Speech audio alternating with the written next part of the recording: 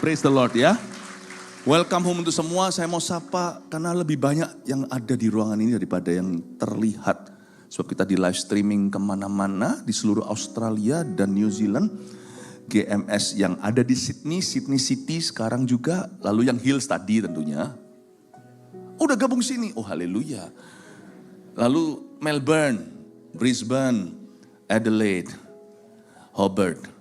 Termasuk New Zealand, Auckland. Love you all, katakan kanan kirinya, dan kalau mau ngadep kamera tuh di sana katakan welcome home. Kita di tempat yang beda tapi di hadirat yang sama. Welcome home everyone, kasih pelukan satu sama lain, kasih jabat tangan. Praise the Lord, silakan duduk sekali lagi. Thank you kepada perwakilan pemerintah RI yang kami sangat cintai Pak. Bapak, terima kasih pada Pak Konjen juga salam hormat. Kita bersyukur hari ini bisa grand launching, tapi kita akan belajar firman Tuhan. Everything must be launched from the word of God. In spirit, kita menyembah di dalam roh. In truth, kita harus belajar firman. Hari ini 3 kali saya berkhotbah. Kok cuma 3 ya? Yang pertama saya kasih judul, kebangunan rohani pribadi. Pukul 10 tadi pukul 2, yang judulnya kesempatan kedua lebih mulia. Nanti dengarkan sendiri setiap ibadah yang Anda missing. Sekarang yang ibadah yang sekarang nih saya berikan judul Tuhan lebih rindu memberkati. 3 ini dari kitab Hagai, cerita tentang bagaimana bangsa Israel yang terbuang di Babilonia 70 tahun. Tuhan membuang mereka karena dosa mereka. Mereka itu berdosanya keras kepala. Jangan tantang Tuhan. Tapi Tuhan sekalipun mendidik umatnya, Dia tetap kasih sayang dan Dia ingat Abraham. You know you have a faithful God. All my life you've been faithful. It's true. And He will still be faithful to you. Even when you are not faithful. Tapi jangan coba Tuhan. Let me be unfaithful to feel your faithfulness. That's a stupid statement. Hari ini kita akan belajar tentang bagaimana Tuhan membawa umatnya kembali ke tanah perjanjian. Setelah mereka dibuang ke arah Irak-Iran. 70 tahun kemudian, 70 years later, mereka membangun kembali bait suci. Nah, ibadah sekarang ini saya kasih judul, Tuhan lebih rindu memberkati. Kita akan bahas dari pasal 2 ayat sekian sampai penghabisan. Yang disebut berkat di sini, pertama-tama bukan materi. Berkat Tuhan yang sejati itu selalu dimulai dari perkenanan hati. Ketika Tuhan berkenan kepada seseorang dan kasih karunia-Nya itu adalah berkat yang tidak bisa diukur. Kita tidak bisa menentukan takaran. Kalau Tuhan cinta saya pasti akan mengalami semua. Saya akan bisa dapat semua yang saya mau. Janganlah kita murahan dengan Tuhan. Tuhan tidak bisa ditakar dengan cara demikian. But when God's heart favors you, waktu hati Tuhan berkasih karunia kepadamu, tidak mungkin salah. Hidupmu akan ada dalam rencananya yang ajaib, tuntunannya yang dahsyat. Saya ingin kita melihat, ternyata Tuhan itu selalu intentionnya itu ingin memberkati umatnya. Dia tidak mau menghancurkan hidupmu. Dia tidak memberimu sakit penyakit. Dia juga tidak ingin Anda merugi di dalam bisnis. Tuhan tidak ingin Anda mengalami demosi. Semua yang baik dan sempurna datang dari Bapa. Karena itu kita harus mengerti dulu bahwa Tuhan itu selalu rindu memberkati. Tuhan kita adalah Allah atas segala berkat-berkatnya. Tuhan kita bukan Allah yang suka mengutuki. Lalu kenapa loh kalau gitu ada orang-orang yang mengalami kutuk. Jangan cepat-cepat jump to a conclusion, jangan cepat-cepat konklusi kalau orang sakit, nah itu lu ada dosa apa. Jangan jadi orang yang cetek atau dangkal imannya. Lihat ini, Tuhan itu sayang sama aku, lihat aku kaya raya, gak tentu punya duit itu dikenan Allah. However, having said that, mari kita kembali ke ground zero. Mari kita bicara tentang sesuatu yang sampai ke fondasi bahwa Tuhan kita itu gak ada maksud jelek. Kalau ada satu orang, tanda kutip, seorang pribadi yang tidak pernah punya ill intention on anyone, gak punya maksud jelek, gak punya maksud buruk, gak punya motivasi yang tidak baik kepada orang lain, itu Tuhan. Orang paling baik di dunia ini masih bisa marah. Tuhan kita itu dalam amarahnya pun suci. So I want you to know this kalimat ini dulu. Tuhan lebih rindu memberkati. Please trust this. God's intention is always to bless you. Bahkan ketika dia izinkan kita mengalami pencobaan, tetap ada berkat terselubung. Termasuk bagi orang yang berkabung. Tuhan kita itu tidak pernah merancangkan celaka. Meskipun tidak semua rencana yang kita harapkan terjadi, life is not as easy as we want it to be. Tapi kita harus berhenti taruh curiga. Dosa manusia yang pertama itu bukan makan durian. Makan apa itu? Buah apel, Adam's apple itu. Memetik itu sudah perbuatan berikutnya.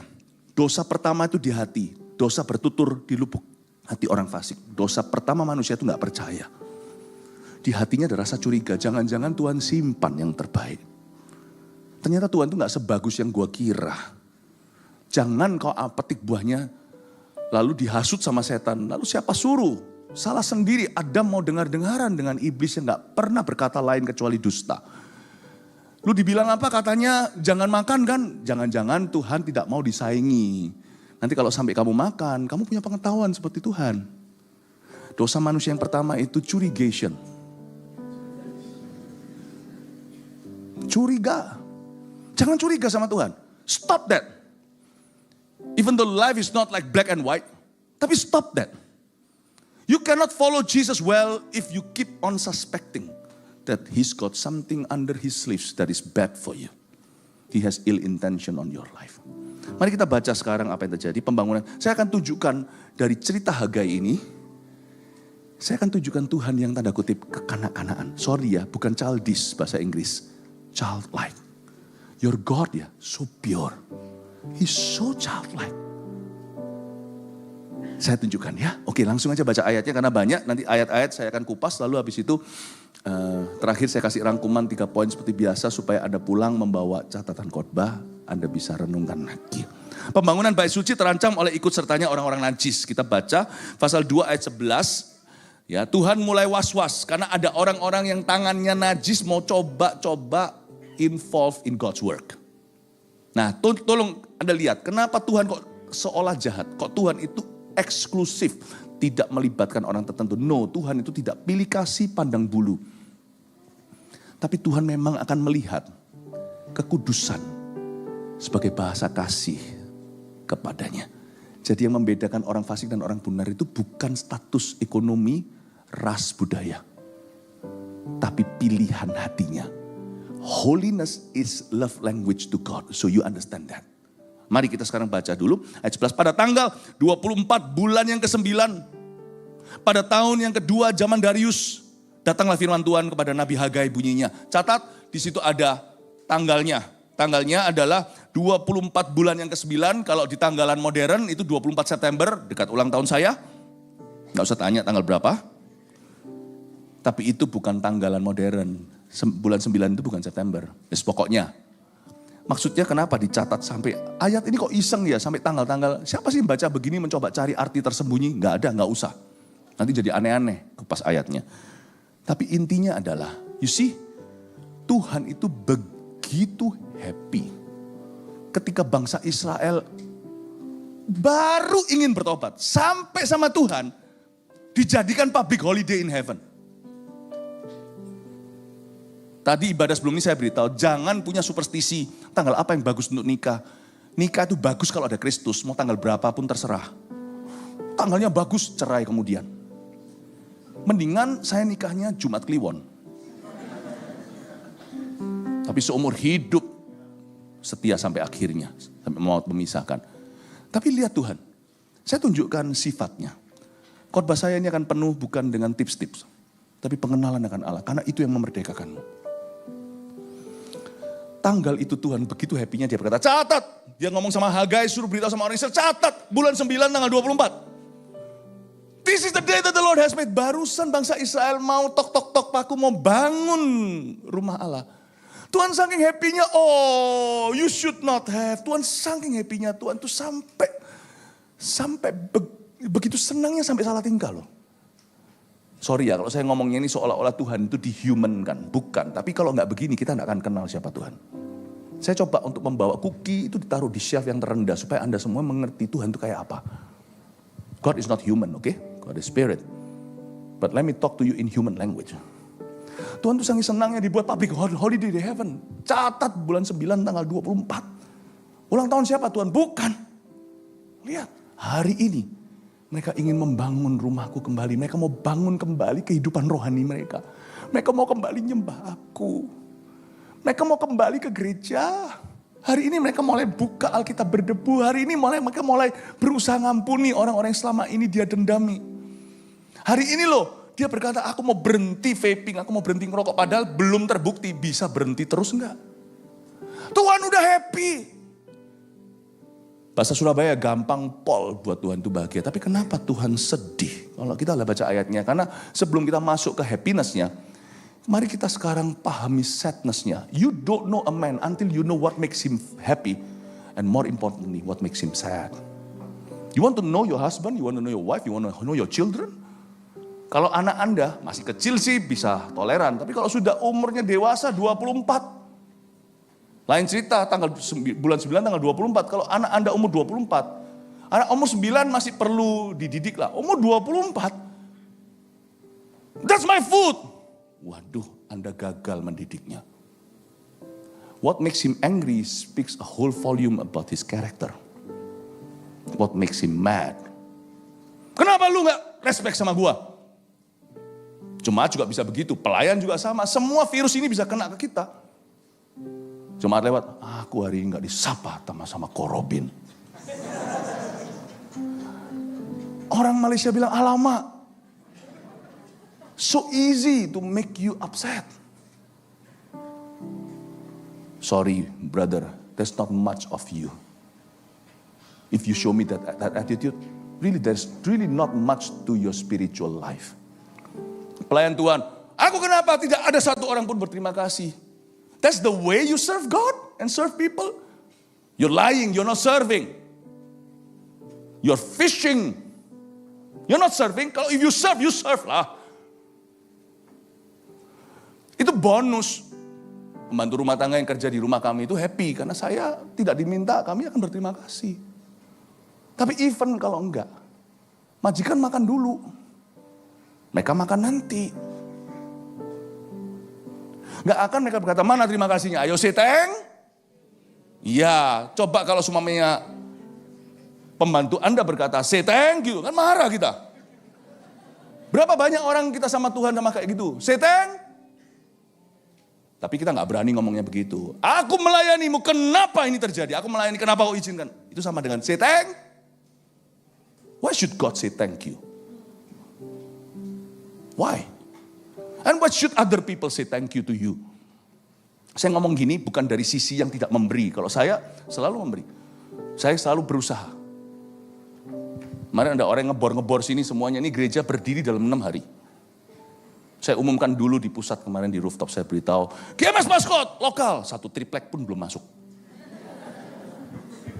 Pastor Robin langsung hilang 3 kilo. I encourage you to regain it.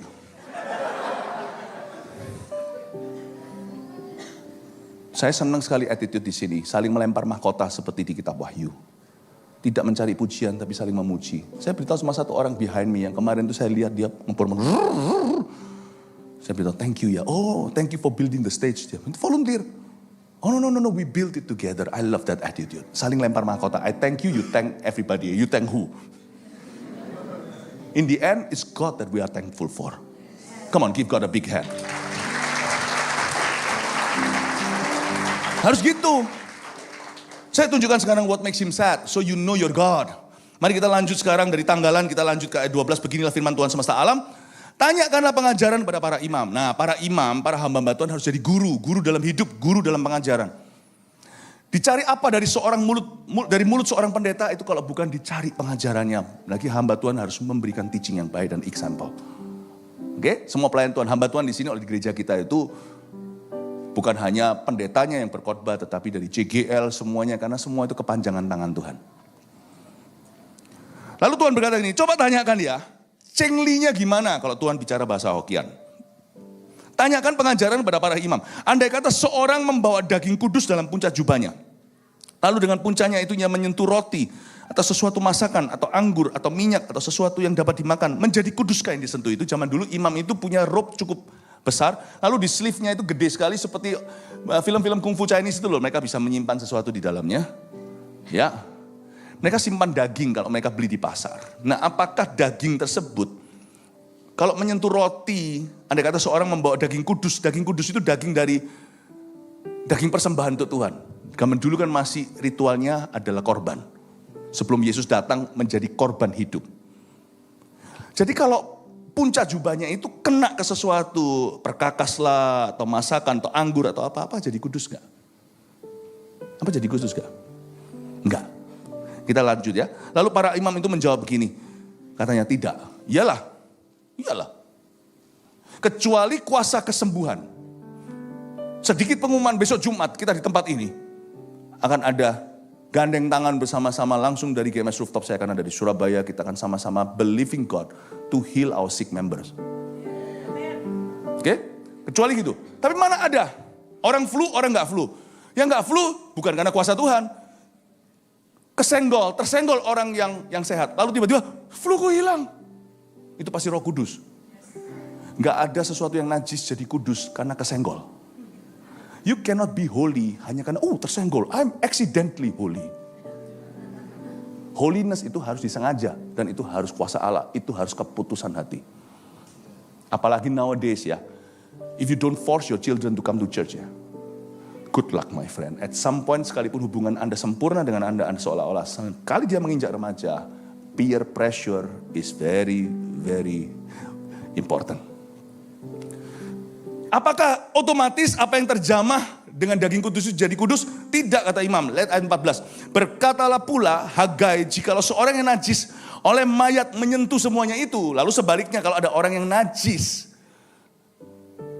kena mayat. Bangsa Yahudi dulu kan masih hukum Taurat. Jadi kalau mereka itu perkabungan gitu, mereka gak boleh ketemu orang lain. Mereka harus penyucian dulu di luar kemah. Dan kalau orang yang najis itu kena mayat, sentuh itu menjadi najiskah yang disentuh itu? Misalnya Anda barusan bermain di luar lalu kotor, lumpur segala, anak-anak lah biasa outdoor. Bajunya putih lah, warna apalah, semua ada tanahnya. Apakah bajunya bertanah atau tanahnya berbaju? Think with me. Apakah tanahnya jadi putih atau bajunya jadi coklat? Ini a very simple question and I hope you gonna give me an answer karena the one who's giving me the right answer will go home bringing your chair. Complimentarily. But you cannot leave the church, the security will get you. Enggak kan? Yang najis tidak jadi kudus, tapi yang kudus jadi najis. Bajumu jadi kotor kan? Make sense. Coba katakan kanan kirinya, make sense. Ulang lagi ayat 14, berkatalah pula Hagai, jika seorang yang najis oleh mayat menyentuh semuanya itu menjadi najiskah yang disentuh itu? Lalu para imam itu menjawab katanya, tentu. Katakan tentu. Maka berbicaralah Hagai katanya, begitu juga dengan umat ini. Dan dengan bangsa ini di hadapanku, Tuhan mulai berbicara lewat mulut Nabi. Huruf besar itu Kristus di perjanjian lama. Demikianlah firman Tuhan, dan dengan segala yang dibuat tangan mereka dan yang dipersembahkan mereka di sana adalah najis. Let me tell you something. Tuhan itu bukannya menahan berkat. Ada ayat. Bukan telingaku itu tuli, bukan tanganku kurang panjang, Yesaya 59. Yang memisahkan kamu dengan aku itu dosa-dosamu. You see, seringkali kita salahkan Tuhan untuk sesuatu yang kita buat. Memang betul ada hal-hal tertentu yang kita tidak perbuat. Terjadi pula itu faktor G, faktor God, dan itu faktor kedaulatan. Ayub contohnya, dia gak berdosa. Tapi gak semua itu kasusnya kayak gitu. Ada banyak hal itu yang kita buat. Tapi seringkali Tuhan yang kita persalahkan. Why? Kenapa kau izinkan keluargaku hancur? Lah kenapa selingkuh? Bukankah Tuhan sendiri yang telah pernah berkata jangan berzina? Kenapa hubungan kita gak langgeng sama orang? Kenapa keras kepala? Tuhan ajari kita lembut hati, kita attitude-nya begitu. I'm sorry juga ditahan.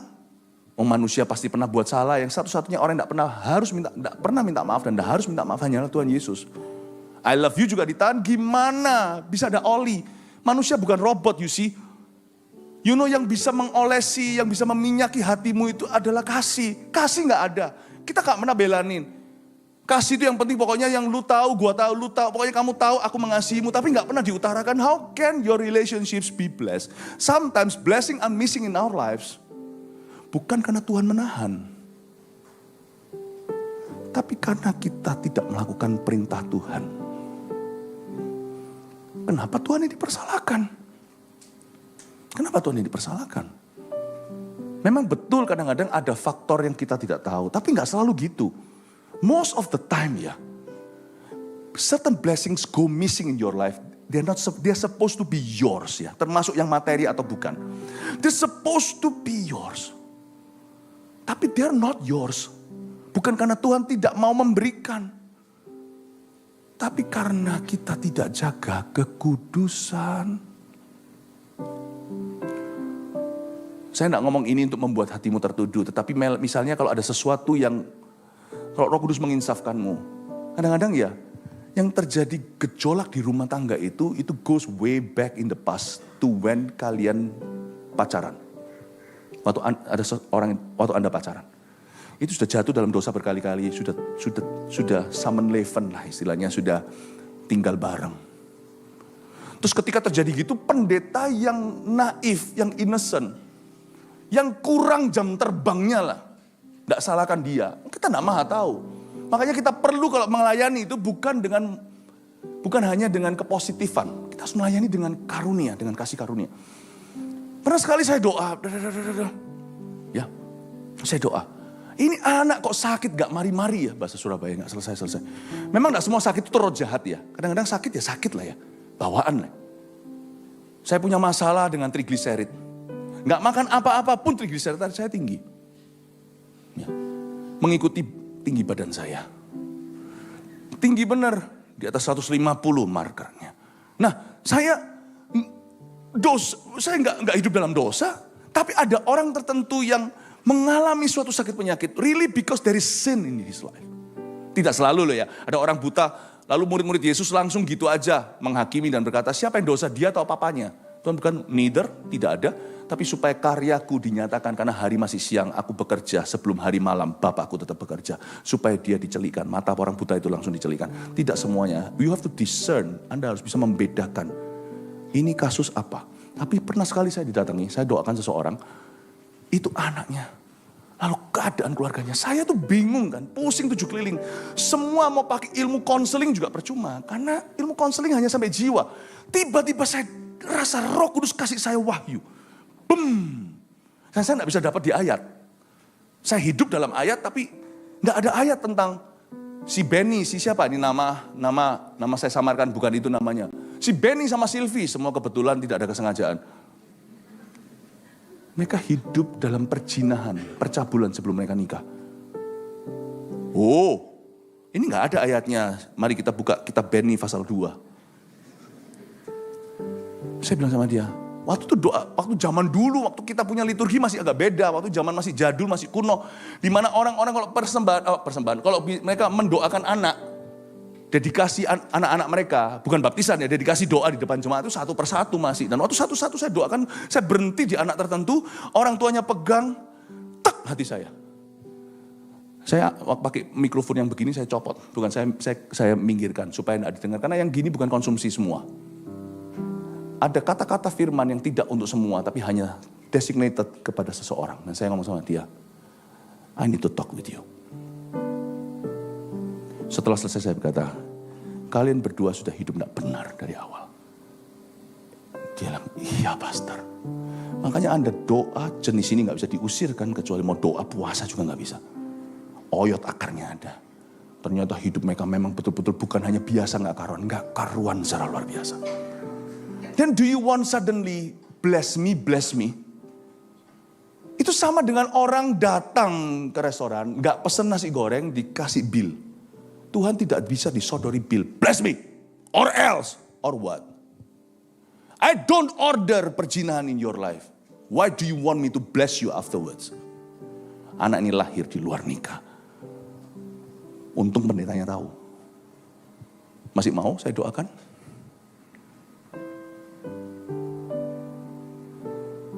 Kalau kita didoakan, kita harus siap ditegur sama Tuhan. Nangislah suami istri itu. Singkat cerita, kami doakan pulih dan anak itu tidak mengalami semua episode itu lagi. Bukan berarti tidak ada masalah lagi, tapi sejak hari itu masalah itu tidak lagi datang dalam hidup mereka. You see, kalau kita cabut akarnya, hilang semua tanamannya. Yang membuat aku tidak bisa memberkatimu, karena main-main dengan kekudusan. Kekudusan adalah bahasa kasih kepada Tuhan.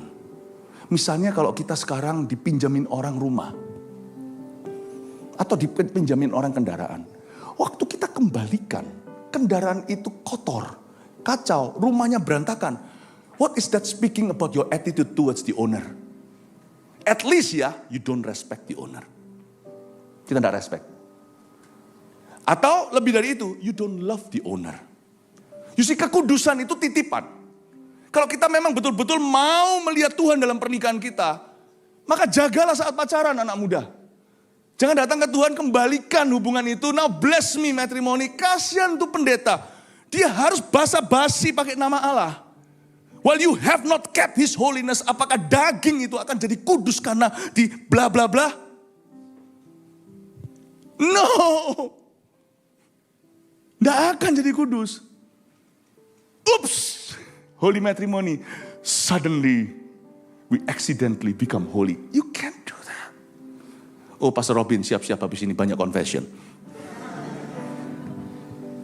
Bisnis juga sama. And so on, and so on. Saya ngomong gini bukan untuk membuat Anda tertuduh. Tapi membuat Anda truthful. Kita tidak dalam bisnis main-main gereja, cocokan gereja. Enggak ada. Gereja itu to preach Christ and to live out Christ. Gereja harus bisa explain every activity it does. Mau dari bahasa rohnya, kenapa kita bahasa roh di dalam gereja kebaktian. Sampai nanti kenapa dan ditempatkan di mana sebelum khotbah. Pada waktu kita doa syafaat altar. We must be able to explain everything what we believe. We are no accidental people. We are purposeful people. Kita bukan gereja yang kabur, gereja yang oops. It happens to be. Nothing is happens to be. Semua di sini Genesis, semua itu kejadian.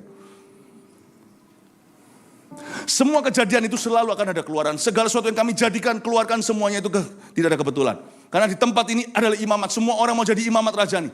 Dan setiap angka, bilangan, setiap jumlah jemaat satu persatu dimuridkan. Bilangan, numbers. Dan segala sesuatu diulangi lagi from plan one. Saya ngomong gini bukan keras, tapi karena saya mengasihi jemaat. You have to be truthful, Jesus is coming back. Sekarang kita mengerti kan, gereja itu apapun denominasinya, tergantung pemainnya kan. Really tergantung pemainnya. Tergantung keseriusan jemaat maupun hamba-hamba Tuhan. You see, life in God is full of fun. Jangan kira semua kekudusan itu not fun. Oh, kekudusan itu so fun. Kalau kita menjaga kekudusan itu indah. Kita jalan sama Tuhan. Jalan sama Tuhan ya. Saya beritahu satu hal ya. Jangan bilang sama Tuhan kalau saya beritahu Anda, saya kasih bocoran. Tuhan sudah tahu sih. Orang ikut Tuhan ya, jalan sama Tuhan ya. Anda bisa rencana dan Tuhan bisa menggenapi rencana Anda juga. Karena rencana Anda baik, why not Tuhan genapi? Listen.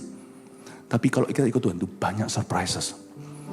Too many pleasant surprises. Sungguhan, we are not after a pleasant life ya.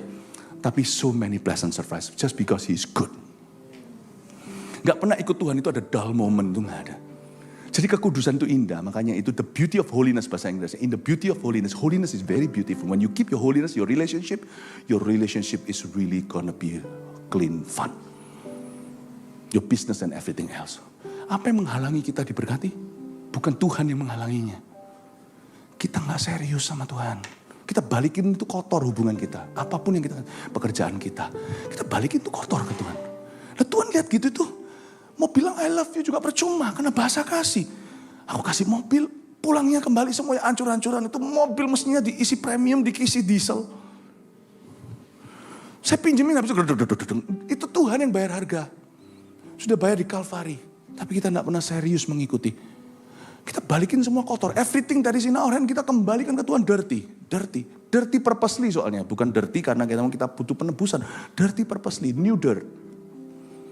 We cannot do that. We cannot do that. Sekarang kita mengerti ya, Tuhan lebih rindu memberkati. Ternyata kalau dia tidak bisa memberkati itu benar-benar karena dia tidak bisa. Bukan karena dia karena dia tidak mau. Bukan karena dia tidak bisa. I cannot bless you. This is not what I've ordered in your life. I cannot bless you. Suatu hari ada orang datang ke saya dan berkata, kenapa Tuhan tidak berkati saya? Terus akhirnya saya dapat hikmat, saya tanya, kamu sudah coba cari kerja nggak? Iya, yang ini bayaran kurang, semua ada cacatnya, kurang. Di zaman sekarang loh, orang dapat kerjaan itu sudah kamsyah. Kok kamu masih milih-milih? Tapi aku sekolahnya ini segalanya. Satu, orang cerewet, susah diberkati. You see, if you don't do what you love, then start loving what you do. Kalau saya punya bayi ya, saya nguli, ngeracang segalanya, saya lakukan itu. Meskipun saya mungkin sekolahnya apa? Teologi, sekolahnya accountant, sekolahnya DKV, sekolahnya interior design, segalanya. If you have the benefit of choosing for yourself, then monggo silakan. If you don't, then love whatever is chosen for you. Kecuali judi online dan sebagainya. Jangan. Yang ilegal jangan. You start loving what you're doing. Ada ayat berkata, orang tangan rajin mendatangkan kekayaan, tapi tidur sebentar lagi, melipat tangan sebentar lagi, kemiskinan akan menyerbumu seperti tentara menguasai kota. Bagaimana orang begini bisa diberkati? Berkat itu sudah diberi, sudah disiapkan. Tapi kita nggak siap. Ingat ya, tanah perjanjian itu selalu ada. Bangsa Israel aja nggak siap, 40 tahun pun tidak siap. Mesir nggak pernah keluar dari diri mereka. Pertanyaan saya adalah, ajak mikir sedikit sore-sore hari. Sebenarnya yang dipersiapkan Tuhan itu berkatnya atau orang yang akan menerima berkat? Iya, Tuhan tidak mempersiapkan tanah Kanaan untuk bangsa Israel. Jadi waktu bangsa Israel itu keluar dari Mesir, Tuhan berkata, ayo mari kita ciptakan Kanaan. Kanaan sudah ada dari dulu, dikuasai oleh bangsa-bangsa yang tidak takut akan Tuhan. Tapi kenapa mereka bisa harusnya masuk dalam waktu 40 hari, mereka berputar-putar 40 tahun semua mati? Karena sekalipun tanah Kanaan sudah ada, they were not ready to possess it. God is not preparing a blessing for you. Jangan mimpi Bapak Ibu. God is preparing you for the blessing. Saya ulangnya. Tuhan tidak pernah menyediakan berkat untuk Anda. Berkat itu sudah ada. Efesus ada baca pasal 1, sudah ada di alam sorga.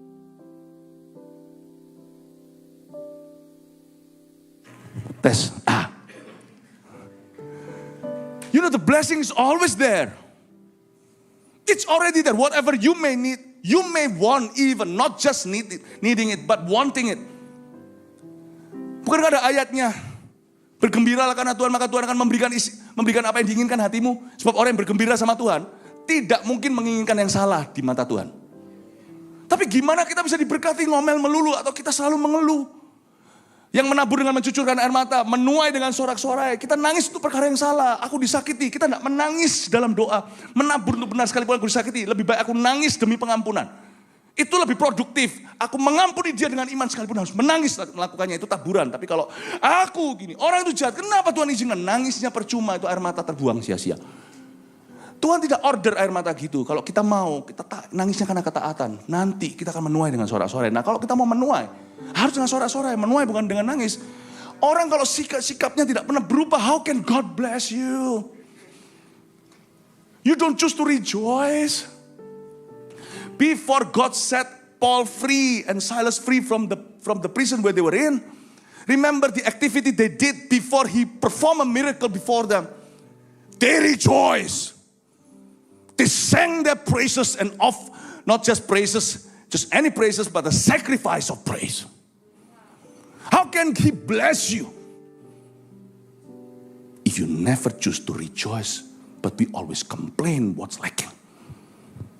Tolong beritahu kanan kirinya, nggak diterjemahkan ya, Anda di Australia harus bisa.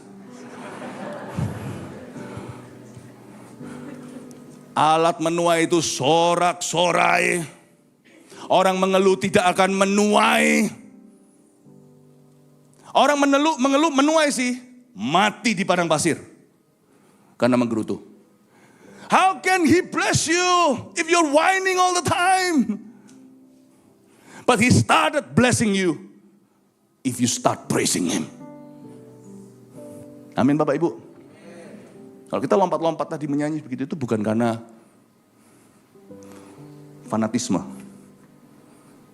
No. Tuhan tidak suka segala sesuatu yang medium rare. Not even medium well. Someday God will say to you, well done my servant. So if you want to praise Him, then praise Him. Dan sorak-sorailah. Jangan berhenti sampai orang kira kau gila. Itu Mika. Daud menari-nari untuk Tuhan. Tuhan bilang, biarin urusan gua. Mandul itu orang yang mengejeknya. Mandul rohani, mandul hidupnya. When you praise God, then praise God. If not, then don't say a word. How can He bless us? We never praise Him. Kita praise itu pakai suatu syarat. I will praise you if. Praise doesn't know if. Pujian tidak tahu if. Amin Bapak Ibu. Saya rasa tempat ini panas bukan hawanya. Kenapa ibadah terakhir tambah berapi-api ya rasanya ya? Saya merasa kayak ada sesuatu api di sini tuh. Kalimat demi kalimat belum selesai satu tuh sepertinya satunya sudah antri di belakang. Saya rasa He wants to bless you with a double portion of His anointing tonight. Saya tepuk tangan untuk Tuhan. Tuhan lebih rindu memberkati, tapi Dia nggak bisa lakukan itu kalau kita tidak melakukan firman-Nya. Amin Bapak Ibu. Dan kalau Dia memberkatimu setelah kau melakukan firman-Nya, jangan kau kita kira karena ketaatan kita berkat itu bukan kasih karunia. Karena selalu ketika Dia jawab ketaatan kita, selalu melampaui harga yang kita bayar. Tuhan itu gak pernah membayar kita itu pas-pasan. Saya gak ngomong soal uang ya. Uang termasuk salah satu berkat, tapi bukan itu dan tidak murahan cara kita berpikir tentang itu. Tetapi Tuhan itu ya tipe employer. Kalau Dia itu membayar, Dia bayar persis sesuai dengan bill-nya. Tapi tipsnya itu 10 kali lebih dari bill-nya. Tuhan itu kayak gitu. Karena itu jangan pernah perhitungan sama Tuhan dalam pelayanan. Perhitungan soal apapun, pemberian segalanya itu. Karena Tuhan punya tips itu melebihi semua pemberianmu, semua yang harus kau bayarkan. It's true. Mari kita lanjutkan ya sekarang. Anda belajar sesuatu? Siapa yang belajar sesuatu? Katakan amin. Oh, kita lanjutkan. Sampai ayat keberapa tadi? Sudah selesai ini ya. Jadi ingat ya, yang membuat kita tidak bisa diberkati itu apa? Karena kita tidak jaga kekudusan. Kita lanjutkan ayat yang ke-16. Maka sekarang perhatikanlah mulai dari hari ini dan selanjutnya. Tuhan berkata mulai dari hari ini dan selanjutnya. Sebelum ditaruh orang batu demi batu untuk pembangunan bait Tuhan. Berarti bait Tuhan di stage mana nih? Kalau Anda punya konstruksi company, construction. Kalau sampai ada kata-kata seperti ini. Sebelum batu ditaruh di atas batu. Berarti masih di level bangun fondasi. Gak tahu di Australia. Andai kata ada seorang build a building, saya construction company-nya baru pasang fondasi langsung dilunasi semua sampai perabotan. Sampai interiornya semuanya. Saya mau langganan kayak gitu. Ya, langsung dibayar di depan. Belum bisa saya tunjukkan bukti bangunan saya bagus, memuaskan, dia sudah bayar. Sama tipsnya semuanya. Tuhan bilang, maka sekarang perhatikan mulai dari hari ini dan selanjutnya. Sebelum ditaruh orang batu demi batu untuk pembangunan bait Tuhan. Sebenarnya ini pun fondasi belum. Karena belum ditaruh batu. Yang pertama itu fundamentalnya. Di atas batu itu bangunannya. Jadi mereka baru saja gambar. Kalau ini insinyur. Atau baru saja shake hand. Ya, I will build it for you. Langsung dibayar full. That's your God. Ketika orang pergi melihat suatu coba ayat 11. Bagaimana keadaanmu ketika orang pergi melihat suatu timbunan gandum yang seharusnya sebanyak 20 gantang, hanya ada 10. Dan ketika orang pergi ke tempat pemerasan anggur untuk mencedok 50 takar, hanya ada 20. Tuhan bilang their previous condition atau keadaan sebelumnya. Di kebaktian sebelumnya saya jelaskan tentang bagaimana mereka itu suka mengulur-ulur hal-hal yang penting untuk perkara yang mendesak. Lord, not yet time, I'm still busy. Not yet time, my wife still pregnant. Not yet time, kenapa? Aku masih ada mimpi, aku masih mau achieve something. Not yet time. Manusia itu kan suka ya menentukan waktu Tuhan. Aku seperti ini titik aman. Aku bisa beli mobil dulu, beli apa gitu misalnya. Harus ada sesuatu lah. Dan pada waktu itu Tuhan berkata, apakah sudah waktu untuk membangun rumahmu? Apakah sudah? Belum waktunya melayani. Belum waktunya melayani. Kenapa? Aku sendiri loh belum beres. Belum waktunya untuk aku bisa mendoakan orang lain. Kenapa? Karena beban doaku sendiri masih banyak. So it's not never time. It's never time to do what matters. Makanya Tuhan berkata ayat 18, aku telah memukul kamu dengan hama dan penyakit gandum dan segala yang dibuat tanganmu dengan hujan batu. Namun kamu tidak berbalik kepadaku, demikianlah firman Tuhan. Tuhan berkata, oke, it's not time ya. Belum waktunya Tuhan, ayo melayani. Belum. Kenapa Tuhan, aku masih banyak masalah. Ayo anak-anak muda, injili teman-temanmu nanti dulu Tuhan, masih kuliah. Nanti kalau kita mau reuni, gak tentu temanmu komplit lagi. Emangnya kalau kita menginjili teman-teman kita gak lulus kuliah, bukannya justru kita gak kena narkoba. Bukannya justru kuliah kita jadi bagus. Karena otomatis kita jadi paise, jadi sungkan sama Tuhan. Kalau aku nginjil, aku sendiri buruk, aku yang terakhir, aku juara dari belakang. Temanku bilang apa? Otomatis kita sendiri di-upgrade, you see. Kalau kita itu mau mengutamakan Tuhan. Tapi sebagai orang yang hatinya selalu beralasan, selalu tidak pernah siap. Baptis, jangan dulu. Kenapa? Keluargaku belum percaya. Lah kalau tunggu keluargamu percaya, kapan baptisnya? Sebab keluargamu nanti waktu mau percaya juga bilang gitu. Tunggu dulu, keluargaku belum percaya. Tunggu-tungguan kapan percayanya? Siapa yang pecah telur? Nanti dulu aku mau ke gereja LCG, nanti dulu masih busy. Makanya tidak heran kita seringkali melihat kalau orang udah kena stroke, dia berkata, kalau Tuhan sembuhkan aku melayani. Saya kalau digituan waktu mau doain orang ya, saya jadi turn off. Saya bukan tipe orang kalau doain orang, ayo nanti kalau sembuh ya, melayani. Atau nanti orang kalau kena hutang piutang, nanti kalau sembuh ya memberi persembahan. Don't be cheap lah. Jangan harapan yang kayak gitu. Orang itu tahu diri sendiri kok. Apalagi orang yang berkata, ayo doakan saya pastor. Supaya nanti kalau saya sembuh, saya melayani. Saya berkata, I don't have any appetite for it. Tapi saya gak punya hati yang cukup tega untuk mengatakannya. Jadi saya berkata, kalau saya mulai senyum gini, Anda harus tahu maksudnya. Itu berarti I'm not very happy with your offer. You make my God sound cheap. Now I'm ready to serve him. Sudah pelo? Udah jalannya seret-seret? Now I'm ready to serve him? No thanks. Sama dengan Anda ditinggal sama pasangan, lalu dia pelo, Anda kaya raya, Anda berhasil kerjanya, dia datang berkata, now I'm ready to be your wife again, no thanks. Tapi saya gak berani ngomong no thanks, karena Tuhan tidak pernah nolak orang, jadi saya bisa dimarahin sama Tuhan. Jadi saya paling... Jadi please understand ya, kalau saya doain Anda, Anda harus tahu maksud saya.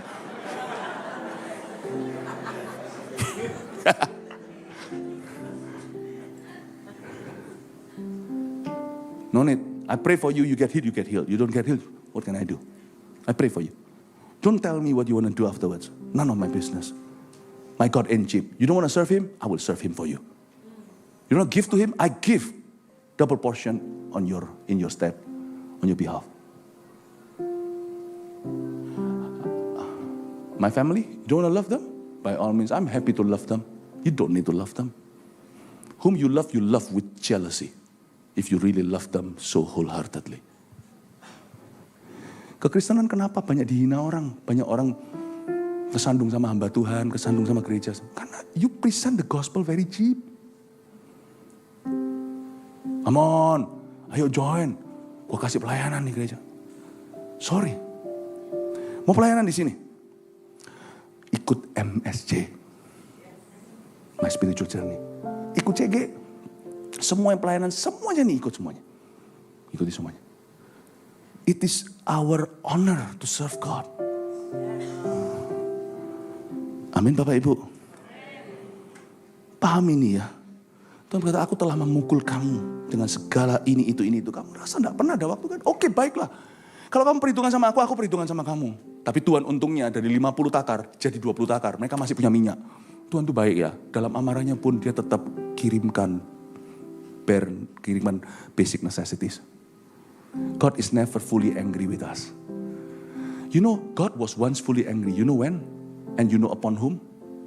Father was fully angry upon Christ. To the point that Christ said, Eloi, Eloi, lama sabachthani, Father, why are you forsaking me? Kenapa kau menolak aku? You will never hear such cry from your heart. Because it will never happen on you. God is never fully angry at anyone after Christ.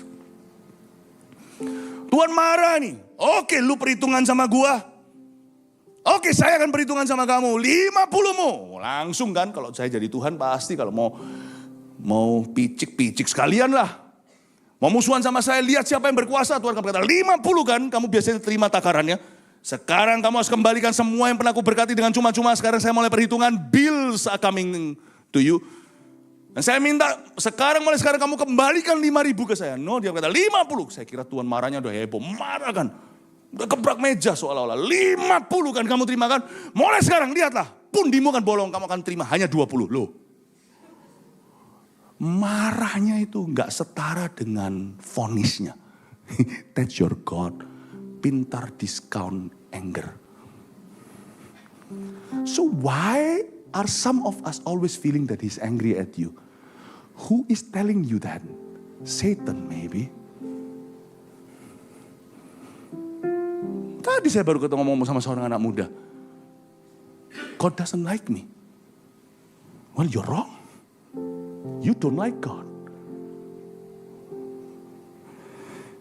Saya baca gini saya terharu loh. Kadang-kadang kita itu kan merasa ya, Tuhan itu susah banget ya.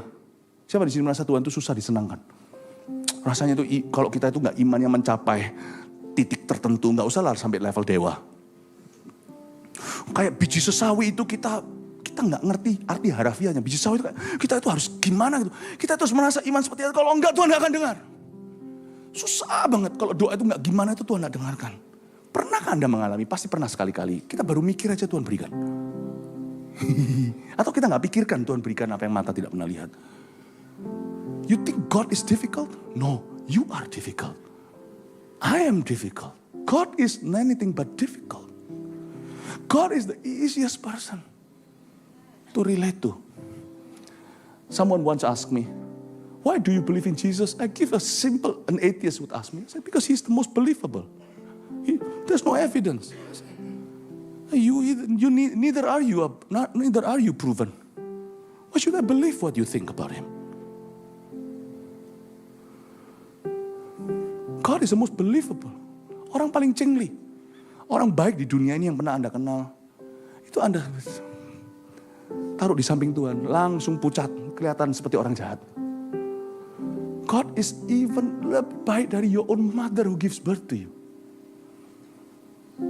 Tuhan itu yang ajari seorang ibu untuk punya maternal care untuk anaknya. Makanya manusia itu bukan cuma laki yang dicipta dalam gambar rupa Allah. Laki-laki dan perempuan diciptakan dalam gambarnya. Siapa yang ajari seorang ibu sangat cinta sama bayinya?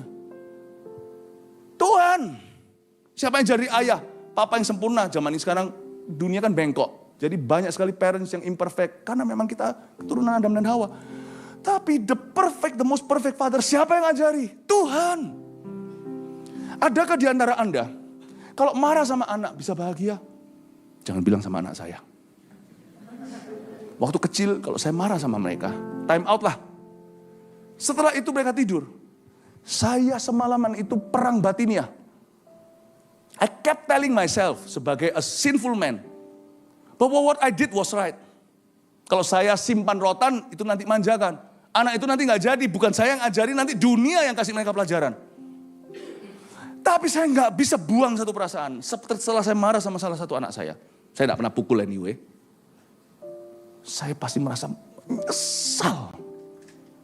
Saya harap itu tidak pernah terjadi. Saya harap saya tidak harus lakukan itu. Dan bolak-balik saya mengintip. Saya ngomong sama istri saya, kadang-kadang kami mengintip di depan pintunya. Waktu anak masih kecil kan. Pintunya terbuka. Lalu tiba-tiba sinar lampu remang-remang dari luar menerpa wajahnya. Saya lihat itu, saya berkata, saya mau ngomong I'm sorry. Gak sepatutnya. Lu orang tua harus mendidik lo, kenapa harus sorry? Kalau saya tidak didik dia, I will be sorry. Tapi dalam hati saya ada satu macam penyesalan. That's the perfect word. There's a regret. If I could, I would not punish you. Saya lihat dia itu, saya mau nangis. Saya berkata, I love you, I hope you know I love you. Tapi I must not cry. Don't cry for me, Argentina. If I cry, nanti anak saya tidak tahu yang benar dan yang salah. I love you so much. That's God's heart. Kenapa di sini masih ada orang merasa Tuhan itu suka panis saya? Siapa yang memberitahumu? Bertandukkah orang itu?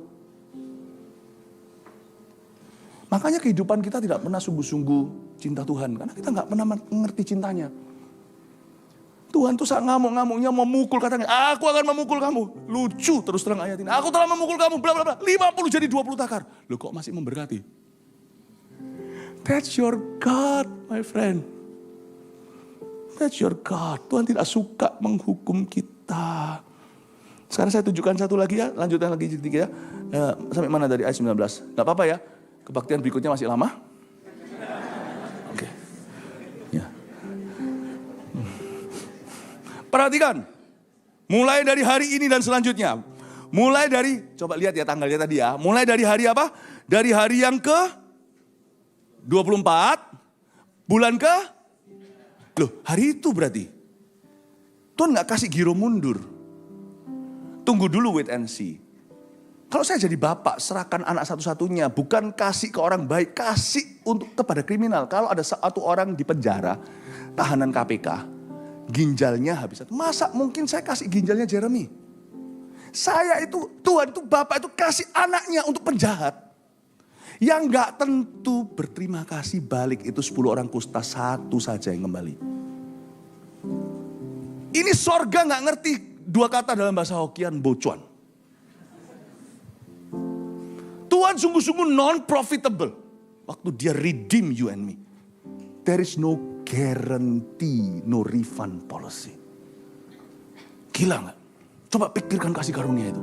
How crazy it was. So crazy because He's holy, we should not use that word, we name it amazing grace. Too amazing. Tuhan berkata pada hari yang ke-24 bulan ke-9. Baca kalimat ini. Mulai dari hari diletakkannya dasar bait Tuhan. Perhatikanlah apakah benih masih tinggal tersimpan dalam lumbung. Dan apakah pohon pang, anggur, pohon ara, pohon delima, pohon zaitun belum berbuah. Mulai dari hari ini aku akan memberi berkat. Kata berkat di situ kasih karunia atau perkenanan Allah. Materi itu hanya salah satu wujud berkat atau manifestasi berkat. Tapi esensi berkat itu adalah the favor of God. Ada divine timing in your life. Ada divine appointment. Ada keterlibatan Tuhan yang terlalu kelihatan disengaja padahal serba kebetulan. Jangan-jangan kebetulan itu adalah mujizat atau kesengajaan dari Tuhan. Tapi Tuhan menolak membubuhkan tanda tangan. Too many coincidences. Ada divine timing. Ada purpose. It's a rounded blessing. You may not be the richest man alive. You may not be the luckiest.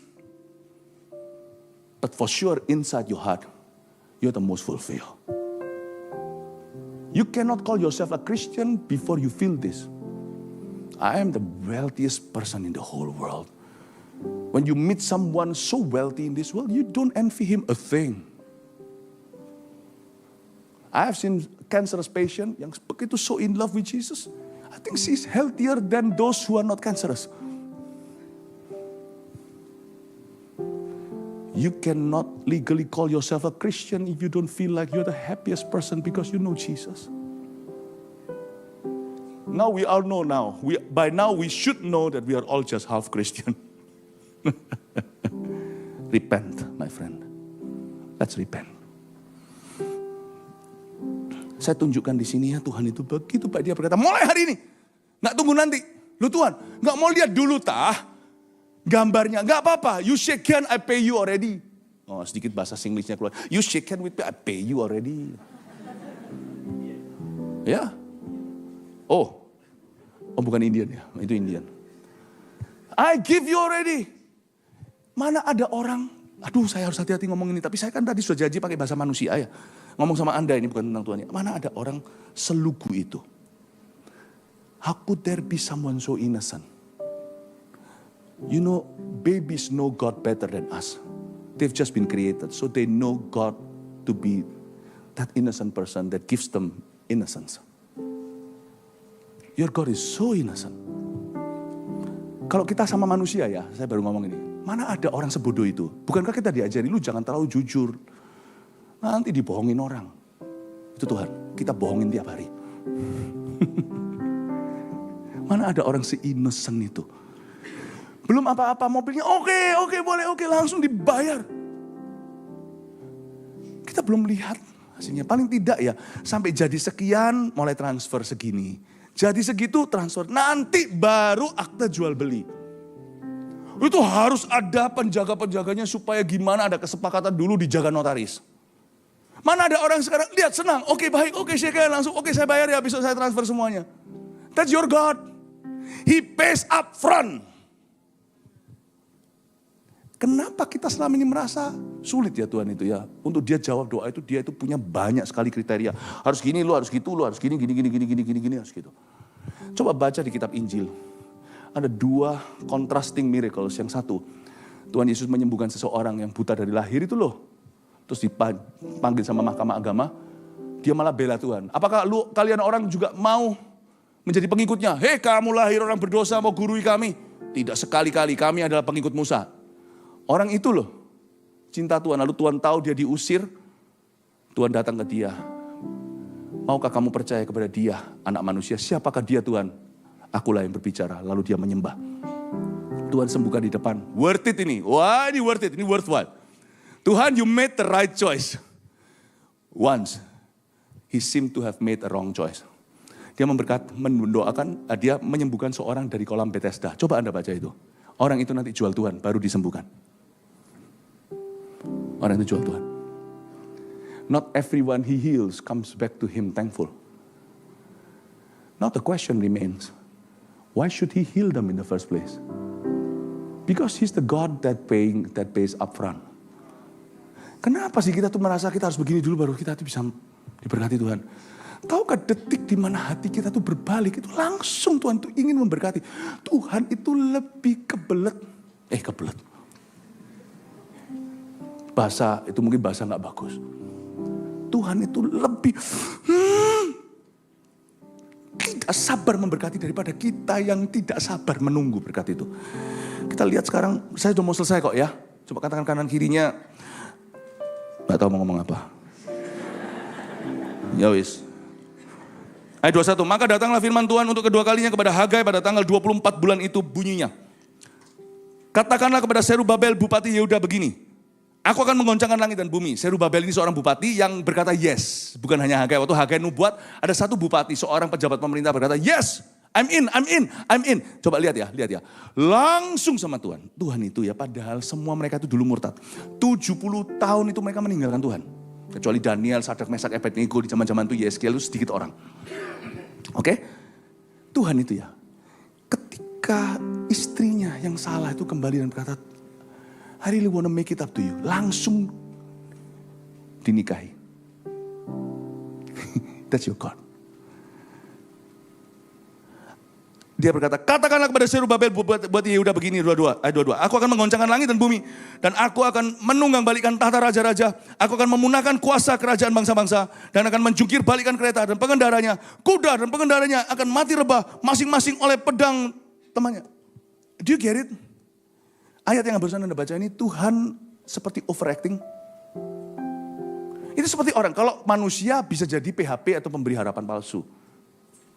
Saking happy-nya, ya aku nanti semua ya, aku sekolahkan anakmu. Nanti ya, saking happy-nya. Ya. Dia akan mengumbar janji. Nanti ya, aku akan sekolahkan kamu. Tenang, nanti saya akan bantu kamu. Saya akan kasih kamu pinjaman. Saya bukakan kamu bisnis. Wah, nanti ya saya bangunkan rumah bagi kamu. Saking happy-nya papa. Wah, semua umbar janji. Kalau manusia cenderung lupa. Kalau Tuhan umbar janji, dia pasti genapi. Sadarkan Anda, Serubabel baru berkata, I'm in. Tuhan langsung berkata, aku akan menunggang balikan, aku akan bawa harta bangsa-bangsa. Aku akan langsung, wah kelihatan Tuhan kayak overacting ya. Seperti Tuhan itu saking happy-nya, he cannot contain himself. The God of self-control tidak lose control. The God of self-control tunjukkan even in his control, his joyful, his exuberant. His joy. Aku akan saking happy-nya. Makanya itu orang berkata kalau mau minta sama seorang, tunggu dia happy.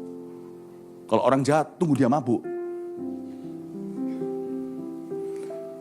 Kalau kita mau minta, pas lagi senang, papa senang, apapun dapat. Boleh gak Mama? Boleh, kamu akan diberikan ini, kamu diberikan ini. Wah langsung senang, papa, mama.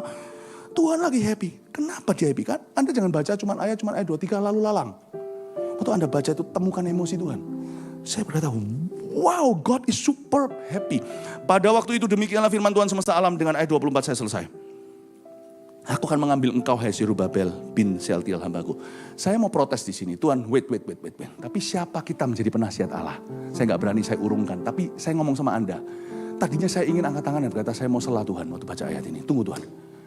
Isn't it too early? Aren't you too early? Tunggu dong. Jangan langsung propose.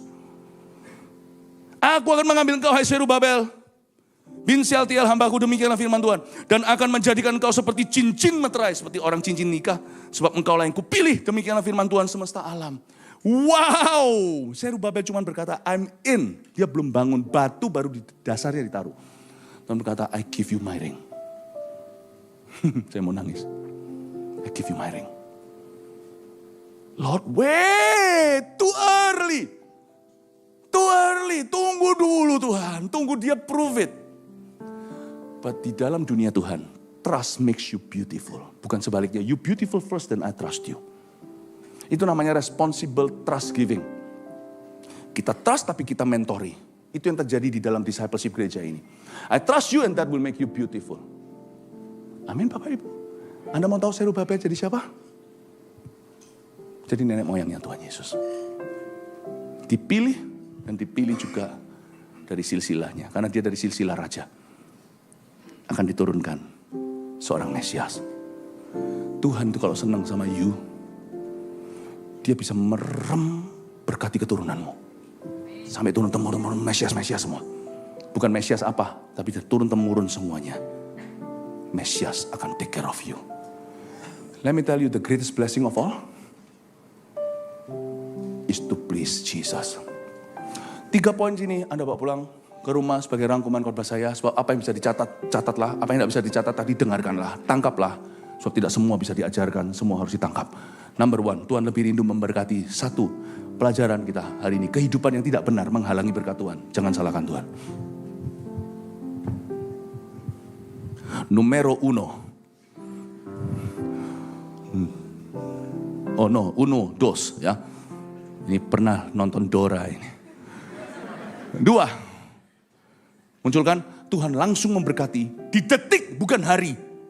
Karena tadi tanggalnya sama. Urusan detik itu dari ayat ke ayat. Tuhan langsung memberkati di detik hati kita berbalik. Tidak tunggu kita buktikan apa-apa. God loves you already.